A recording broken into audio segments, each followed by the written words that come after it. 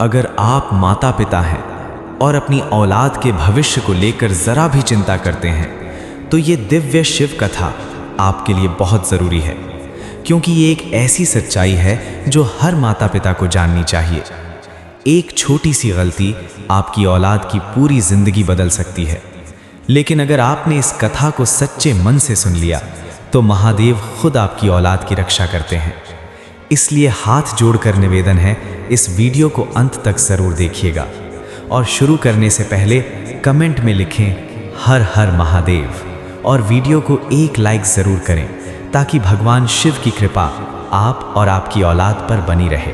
और फिर शुरू होती है एक ऐसी कहानी जो हर माता पिता को सुननी चाहिए। अब कथा प्रारंभ होती है तो इसको स्किप करने की गलती मत करना। एक छोटा सा गांव था जहां हर कोई एक दूसरे को जानता था। उसी गांव में रहते थे रामनाथ और उनकी पत्नी सावित्री। दोनों बहुत ही साधारण लोग थे, लेकिन उनके दिल में भगवान शिव के लिए अटूट श्रद्धा थी।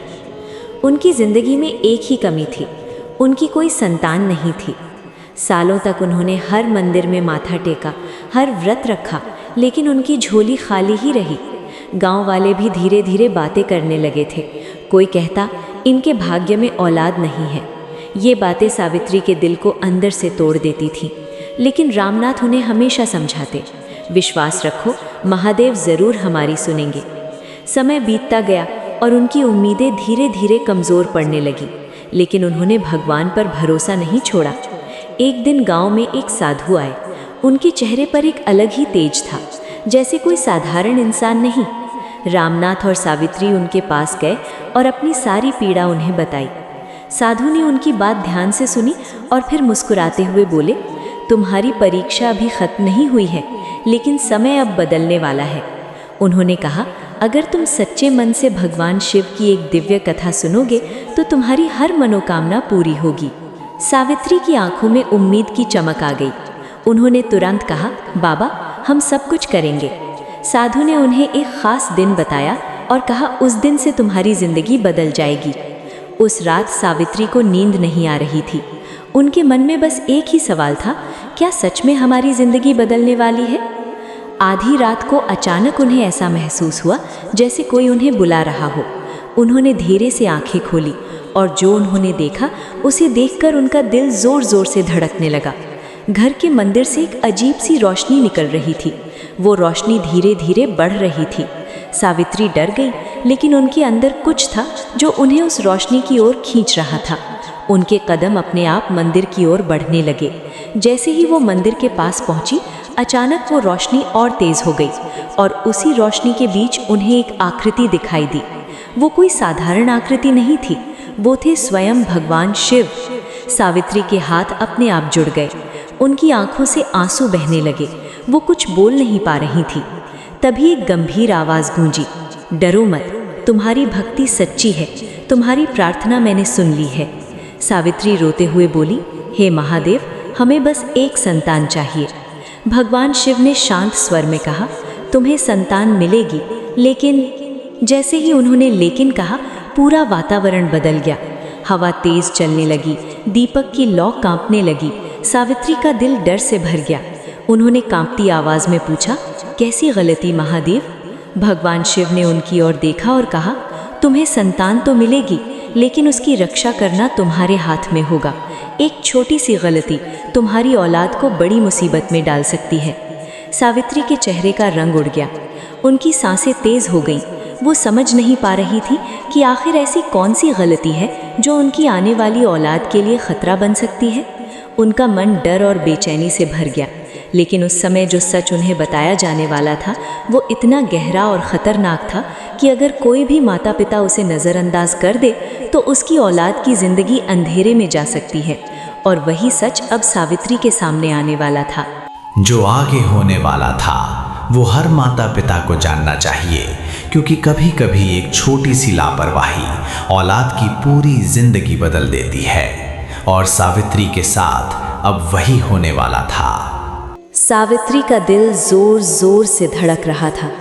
उनकी आंखें भगवान शिव के सामने झुकी हुई थी और मन में सिर्फ एक ही सवाल गूंज रहा था, आखिर वो कौन सी गलती है जो उनकी आने वाली औलाद के लिए खतरा बन सकती है।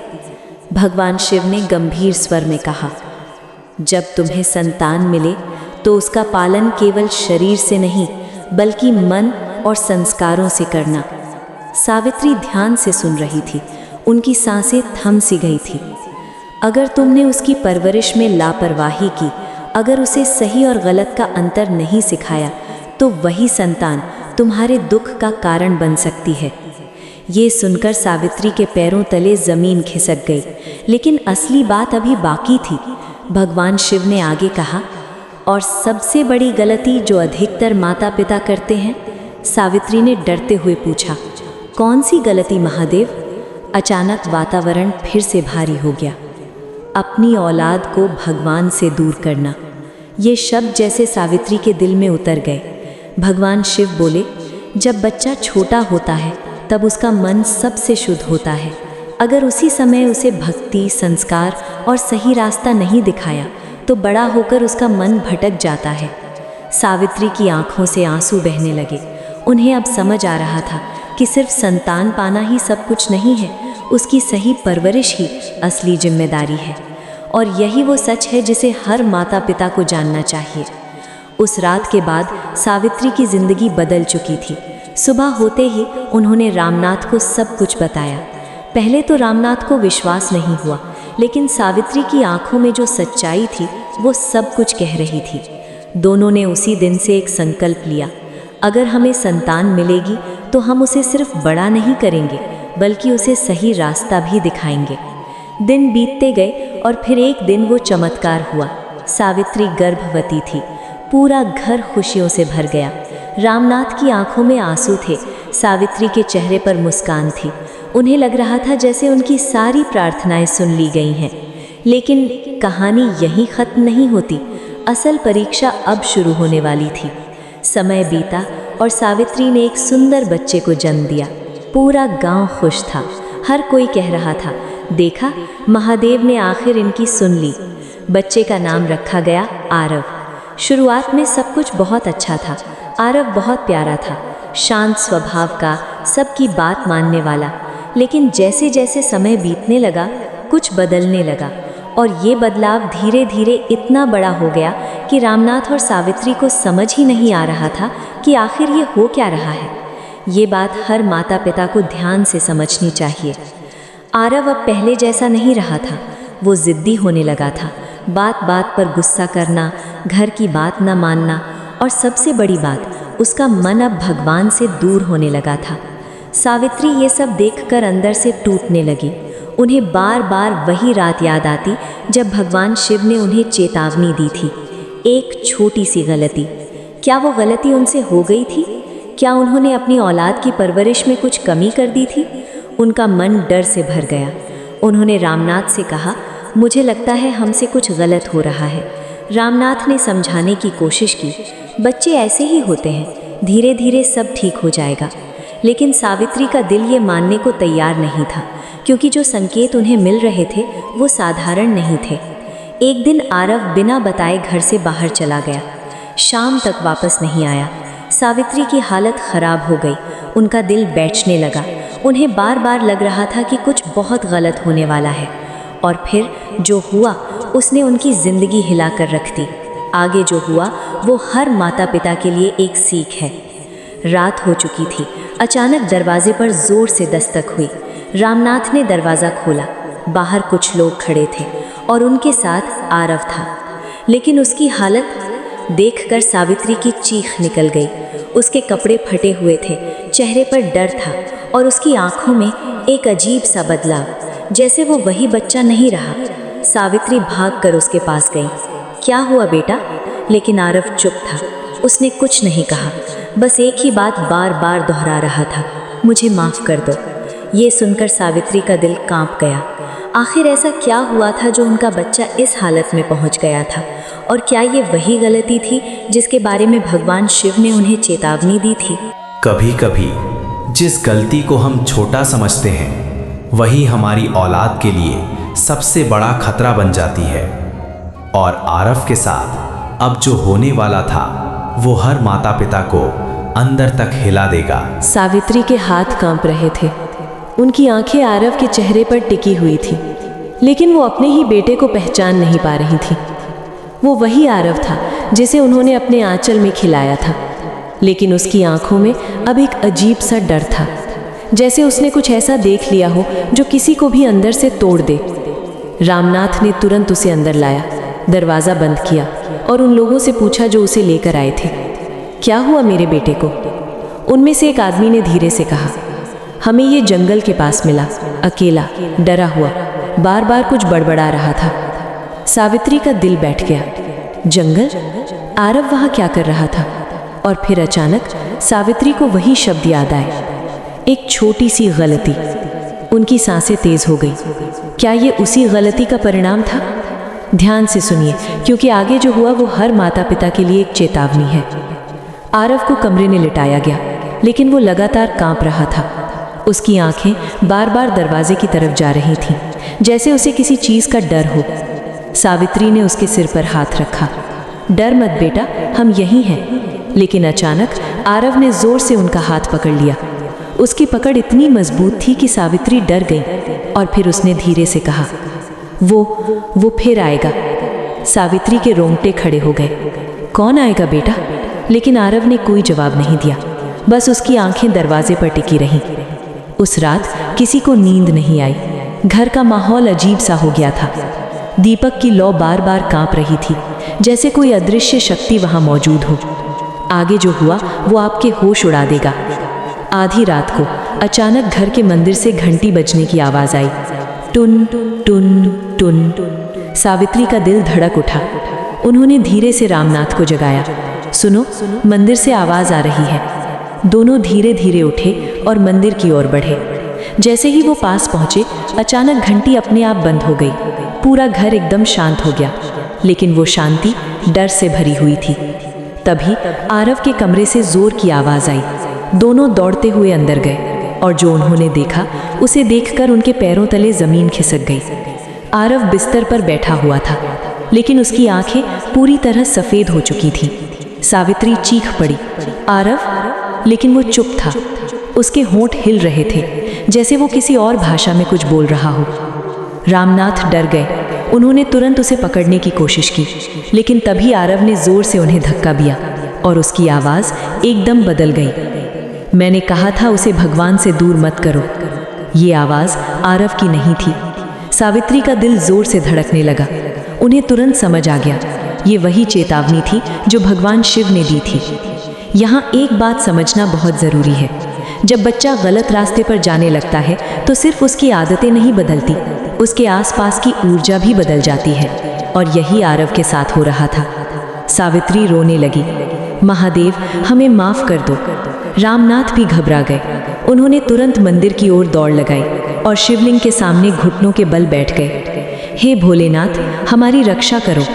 तभी अचानक एक तेज़ हवा का झोंका आया। दीपक बुझने ही वाला था, लेकिन उसी समय एक चमत्कार हुआ। शिवलिंग से हल्की सी रोशनी निकलने लगी, और धीरे धीरे वो रोशनी पूरे कमरे में फैल गई। आरव का शरीर कांपने लगा। वो जोर जोर से चिल्लाने लगा, नहीं नहीं, मुझे जाने दो। सावित्री डर गई, लेकिन इस बार उनके अंदर डर से ज़्यादा विश्वास था। उन्होंने तुरंत ओम नमः शिवाय का जाप शुरू किया। रामनाथ भी उनके साथ जुड़ गए। पूरा घर उस मंत्र की आवाज़ से गूंजने लगा, ओम नमः शिवाय, ओम नमः शिवाय। ये वही पल होता है जब विश्वास और डर के बीच लड़ाई होती है। जैसे जैसे मंत्र की आवाज़ तेज़ होती गई, आरव का शरीर धीरे धीरे शांत होने लगा। उसकी आंखें वापस सामान्य होने लगी, और फिर अचानक वो बेहोश होकर गिर पड़ा। पूरा घर एकदम शांत हो गया। सावित्री और रामनाथ हाँफ रहे थे। उन्हें समझ नहीं आ रहा था कि अभी जो हुआ वो सच था या सपना। लेकिन एक बात साफ थी, उनसे बहुत बड़ी गलती हो चुकी थी, और अब उसे सुधारना बहुत ज़रूरी था। ध्यान रखिए, क्योंकि यहीं से असली बदलाव शुरू होता है। सुबह होते ही दोनों ने एक बड़ा फैसला लिया। उन्होंने तय किया कि अब से उनका पहला काम होगा अपने बच्चे को सही रास्ते पर लाना, भक्ति से जोड़ना, और वही गलती जो उन्होंने अनजाने में की थी उसे कभी नहीं दोहराना। लेकिन क्या इतना करना काफ़ी होगा? क्या आरव पूरी तरह ठीक हो जाएगा, या फिर कुछ ऐसा बाकी था जो अभी सामने आना बाकी था?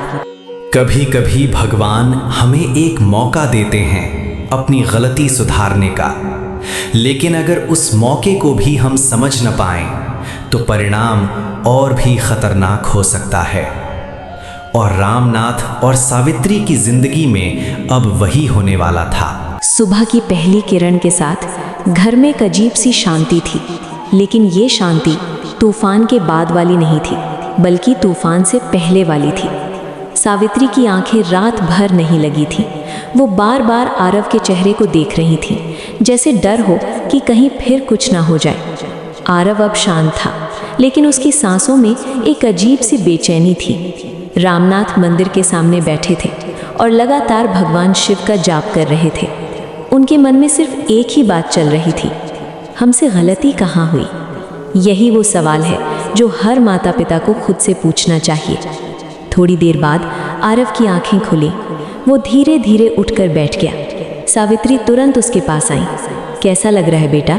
आरव ने उनकी तरफ देखा, लेकिन इस बार उसकी आंखों में डर नहीं था, बल्कि एक गहरी थकान थी, जैसे वो बहुत बड़ी लड़ाई लड़कर आया हो। उसने धीमी आवाज में कहा, माँ, वो मुझे बुला रहा था। सावित्री का दिल फिर से कांप गया। कौन बेटा? आरव ने नजरें झुका ली। मुझे नहीं पता, लेकिन वो कह रहा था कि मैं भगवान से दूर हो गया हूँ। ये सुनकर रामनाथ भी पास आ गए। उनका चेहरा गंभीर हो गया।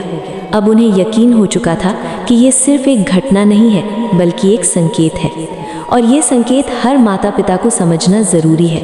अगर बच्चा धीरे धीरे भगवान से दूर होने लगे तो वो सिर्फ आदत नहीं होती, बल्कि आने वाले खतरे का इशारा होता है। सावित्री ने तुरंत फैसला लिया, आज से हम सब मिलकर भगवान शिव की पूजा करेंगे। आरव ने उनकी तरफ देखा। पहले तो वो चुप रहा, लेकिन फिर धीरे से सिर हिला दिया। शायद उसके अंदर भी कहीं ना कहीं वो डर बैठ चुका था, और वही डर अब उसे सही रास्ते पर लाने वाला था। उस दिन से घर का माहौल बदलने लगा। सुबह होते ही तीनों मिलकर मंदिर में बैठते, दीपक जलाते और ओम नमः शिवाय का जाप करते। पहले दिन आरव थोड़ा हिचकिचा रहा था, लेकिन धीरे धीरे उसका मन शांत होने लगा। उसके व्यवहार में भी बदलाव दिखने लगा। वो अब पहले जैसा गुस्सा नहीं करता था, घर की बात मानने लगा था, और सबसे बड़ी बात, उसके चेहरे पर फिर से वो मासूमियत लौट रही थी। सावित्री की आंखों में खुशी के आंसू आ गए। उन्हें लगा सब कुछ अब ठीक हो रहा है, लेकिन क्या सच में सब ठीक हो गया था? यही सबसे बड़ी गलती होती है। जब सब कुछ ठीक होने लगता है तो हम लापरवाह हो जाते हैं, और यही लापरवाही फिर से मुसीबत को बुला लेती है। कुछ दिन सब ठीक चलता रहा। फिर धीरे धीरे रामनाथ अपने काम में व्यस्त हो गए। सावित्री घर के कामों में उलझ गई, और पूजा का समय थोड़ा कम होने लगा। पहले जहाँ रोज 1 घंटा पूजा होती थी, अब वो सिर्फ 10-15 मिनट रह गई। आरव भी अब पहले जैसा ध्यान नहीं देता था। वो फिर से अपने दोस्तों के साथ ज़्यादा समय बिताने लगा, और धीरे धीरे वही पुरानी आदतें फिर से लौटने लगी। ध्यान रखिए, यही सबसे खतरनाक मोड़ होता है। एक शाम आरव फिर से देर से घर लौटा। सावित्री ने पूछा, कहाँ थे बेटा? लेकिन इस बार आरव ने कोई जवाब नहीं दिया। वो चुपचाप अपने कमरे में चला गया। रामनाथ ने भी ध्यान नहीं दिया। उन्हें लगा बच्चा है, ठीक हो जाएगा। लेकिन उसी रात फिर से वही हुआ। आधी रात को घर के मंदिर से धीमी धीमी आवाज आने लगी, टुन टुन टुन। सावित्री की नींद खुल गई। उनका दिल जोर से धड़कने लगा। उन्हें तुरंत समझ आ गया कुछ गलत हो रहा है। उन्होंने रामनाथ को जगाया। दोनों धीरे धीरे मंदिर की तरफ बढ़े। इस बार रोशनी पहले से ज्यादा तेज थी और माहौल पहले से ज्यादा डरावना। तभी पीछे से एक जोर की आवाज आई। दोनों पलटे, और जो उन्होंने देखा उसे देखकर उनकी सांसें रुक गईं। आरव मंदिर के सामने खड़ा था, लेकिन इस बार उसकी आंखों में डर नहीं था, बल्कि एक अजीब सी चमक थी, जैसे वो किसी और के वश में हो। सावित्री चिल्लाई, आरव! लेकिन इस बार उसने उनकी तरफ देखा भी नहीं। वो धीरे धीरे शिवलिंग की ओर बढ़ रहा था, और उसके होठों पर एक डरावनी मुस्कान थी। कभी कभी हमारी एक छोटी सी गलती हमारी औलाद को ऐसे रास्ते पर ले जाती है जहां से वापस आना बहुत मुश्किल होता है। लेकिन अगर विश्वास सच्चा हो तो महादेव हर अंधेरे से बाहर निकाल सकते हैं। और अब जो होने वाला था वो इस कहानी का सबसे बड़ा सच था। सावित्री की चीख पूरे घर में गूंज उठी। आरव रुक जाओ। लेकिन इस बार आरव ने जैसे कुछ सुना ही नहीं। वो धीरे धीरे शिवलिंग की ओर बढ़ रहा था। उसकी चाल सामान्य नहीं थी, हर कदम जैसे किसी और के इशारे पर उठ रहा हो। रामनाथ का दिल जोर जोर से धड़क रहा था। उन्हें समझ नहीं आ रहा था कि वो क्या करें, लेकिन सावित्री को उस रात की हर बात याद आ रही थी। भगवान शिव की चेतावनी, एक छोटी सी गलती, और आज वही गलती उनके सामने खड़ी थी। यहाँ एक बात बहुत ज़रूरी है, जब हम अपनी औलाद को सही रास्ता दिखाना छोड़ देते हैं तो दुनिया उसे गलत रास्ता दिखाने में देर नहीं लगाती, और यही आरव के साथ हुआ था। सावित्री दौड़कर उसके पास गई। उन्होंने उसका हाथ पकड़ने की कोशिश की, लेकिन जैसे ही उन्होंने उसे छुआ, आरव ने झटके से अपना हाथ छुड़ा लिया और एक गहरी आवाज़ में बोला, दूर रहो। वो आवाज़ आरव की नहीं थी। सावित्री पीछे हट गई। उनकी आंखों में डर साफ दिखाई दे रहा था। रामनाथ ने हिम्मत जुटाई और आगे बढ़े। आरव बेटा, खुद को संभालो। लेकिन तभी आरव जोर से हंस पड़ा। वो हंसी इतनी डरावनी थी कि पूरे घर का माहौल बदल गया। दीपक की लौ बेकाबू होकर कांपने लगी और अचानक एक तेज हवा का झोंका आया।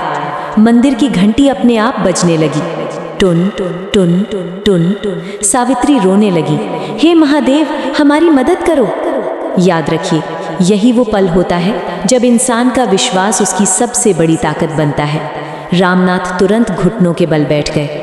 उन्होंने आंखें बंद की और पूरे विश्वास के साथ बोले, हे भोलेनाथ, अगर हमने कोई गलती की है तो हमें सज़ा दीजिए, लेकिन हमारी औलाद को बचा लीजिए। उनकी आवाज़ कांप रही थी, लेकिन उसमें सच्चाई थी, और शायद यही सच्चाई महादेव तक पहुंच गई। तभी अचानक शिवलिंग से तेज प्रकाश निकलने लगा, पहले हल्का, फिर धीरे धीरे पूरे कमरे को भर देने वाला। सावित्री ने अपनी आंखें बंद कर ली। वो उस प्रकाश को सहन नहीं कर पा रही थी, लेकिन उसी प्रकाश में कुछ बदल रहा था। आरव का शरीर जोर जोर से कांपने लगा। वो चिल्लाने लगा, नहीं नहीं, मुझे जाने दो। उसकी आवाज़ में अब दर्द था, डर था और मदद की पुकार थी। सावित्री ने हिम्मत जुटाई। उन्होंने आगे बढ़कर आरव का हाथ पकड़ लिया। इस बार उसने विरोध नहीं किया, वो बस कांप रहा था। रामनाथ भी उनके पास आ गए। तीनों एक साथ खड़े थे और मंदिर से निकल रही रोशनी अब और तेज हो चुकी थी। ये वही पल होता है जब सच्ची भक्ति अपना असर दिखाती है। सावित्री ने आंखें बंद की और जोर से ओम नमः शिवाय का जाप शुरू किया। रामनाथ भी उनके साथ जुड़ गए। ओम नमः शिवाय, ओम नमः शिवाय। पूरा घर उस मंत्र की आवाज़ से गूंज उठा। हर कोना, हर दीवार जैसे उस शक्ति को महसूस कर रही थी। आरव की हालत धीरे धीरे बदलने लगी। उसकी सांसें सामान्य होने लगी। उसकी आंखों की वो अजीब चमक अब गायब होने लगी, और फिर अचानक वो जोर से चिल्लाया और ज़मीन पर गिर पड़ा। पूरा घर एकदम शांत हो गया। सावित्री और रामनाथ डरे हुए, हाँफते हुए बस उसे देख रहे थे। कुछ पल बाद आरव ने धीरे धीरे आंखें खोली। इस बार उसकी आंखें बिल्कुल सामान्य थीं। वो डर गया था, लेकिन अब वो वही बच्चा था जिसे उन्होंने प्यार से पाला था। सावित्री की आंखों से आंसू बहने लगे। उन्होंने उसे गले लगा लिया। कुछ नहीं होगा बेटा, हम हैं ना। रामनाथ ने भी दोनों को पकड़ लिया और पहली बार उनके चेहरे पर सच्ची शांति दिखाई दी। लेकिन कहानी का सबसे बड़ा सच अभी बाकी है। उस दिन के बाद रामनाथ और सावित्री ने एक फैसला लिया। उन्होंने तय किया, अब से उनकी ज़िंदगी का सबसे बड़ा काम होगा अपनी औलाद को सही रास्ते पर रखना, उसे भगवान से जोड़ना, और वो गलती जो उन्होंने पहले की थी उसे कभी नहीं दोहराना। समय बीतता गया। आरव अब पूरी तरह बदल चुका था। वो रोज़ सुबह उठकर पूजा करता, अपने माता पिता की इज्जत करता, और सबसे बड़ी बात, अब उसका मन कभी भटकता नहीं था। सावित्री अक्सर भगवान शिव के सामने बैठकर रोती थी, लेकिन अब वो आंसू दुख के नहीं बल्कि खुशी के थे। उन्हें समझ आ चुका था कि औलाद को सिर्फ जन्म देना ही काफ़ी नहीं है, उसे सही रास्ता दिखाना, उसे अच्छे संस्कार देना, यही असली जिम्मेदारी है। और यही वो सच है जो हर माता पिता को जानना चाहिए। याद रखिए, अगर आप चाहते हैं कि आपकी औलाद कभी दुखी ना हो, तो उसे सिर्फ प्यार ही नहीं बल्कि सही दिशा भी दीजिए। उसे भगवान से जोड़िए, क्योंकि जहाँ भगवान का साथ होता है वहाँ कोई बुरी शक्ति कभी टिक नहीं सकती। और यही इस दिव्य शिव कथा का सबसे बड़ा संदेश है। अगर आप चाहते हैं कि आपकी औलाद हमेशा खुश रहे और भगवान शिव की कृपा उस पर बनी रहे, तो कमेंट में लिखें हर हर महादेव और इस वीडियो को लाइक और शेयर ज़रूर करें ताकि ये दिव्य संदेश हर माता पिता तक पहुंच सके।